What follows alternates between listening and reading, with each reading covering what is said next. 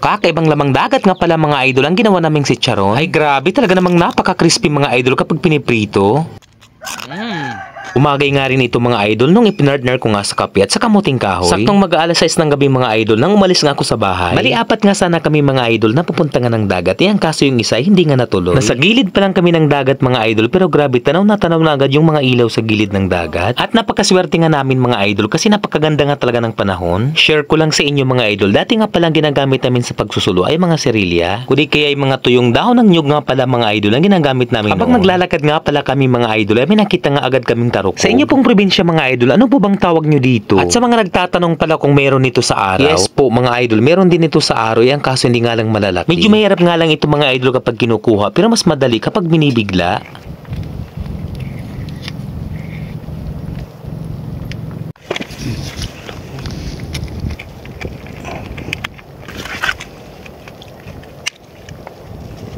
So ito na nga mga idol yung nakuha ko kagabi. So napakasimple lang ng paraan ng pagluluto nito mga idol. So ang gagawin natin mga idol ay lalagyan to ng tubig. Papakuluan mo lang naman ito mga idol ng kahit 1 minuto. Kasi kapag na-overcook, mas lalong titigas talaga mga idol. At pagkatapos nga mga idol ay lilinisan natin to ng maayos. Tatanggalan mo siya ng mga lamang loob. Pati yung nasa gilid na medyo matinik. Bukod nga pala mga idol sa chicharon ay mas masarap din pala ito kapag inaadobo. Bago nga pala natin to iprito mga idol, ay ibibilad natin to ng kahit ilang oras. Pero lalagyan natin to mga idol ng pampalasa bago prituhin.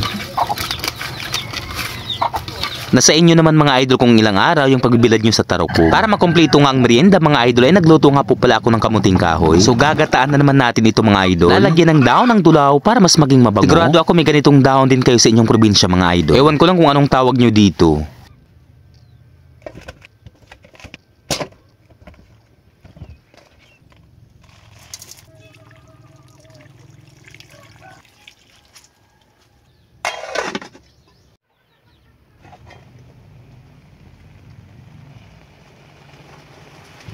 Bali umabot nga lang mga idol ng 4 na oras yung pagbibilad ko nga sa taroko. Mga 2 araw sana mga idol yung pagbibilad ko. Yang kaso excited na nga si nanay na makatikim nito.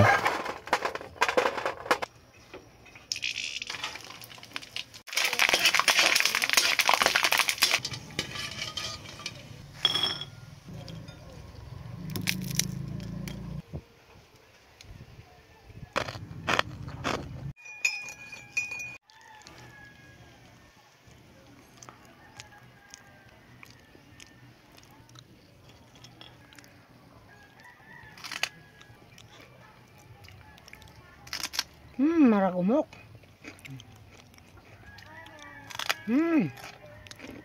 Napaka-crunchy mga idol oh, maragumok. Chicharong tarokog. Ipinartner namin dito sa kamuting kahoy. Tamang-tama mga idol, meron din kaming kape. Init pa mga idol, sarap.